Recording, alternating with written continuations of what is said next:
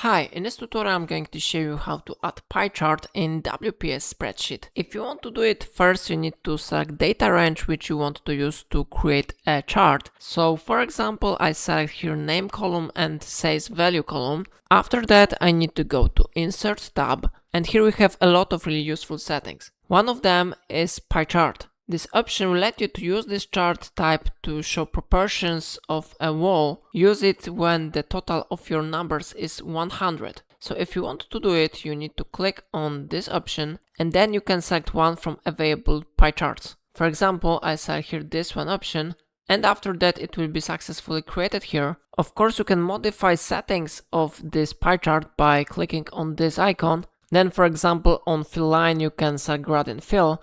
It will be looks better then. You can modify the chart's elements if you want by clicking on this icon. You can check your data labels. After that the numbers will be visible here. So in this way you can easily create a pie chart in WPS Spreadsheet. If I helped you to do it, remember to like this tutorial and subscribe my channel. Please let me know in comment if it's of a problem.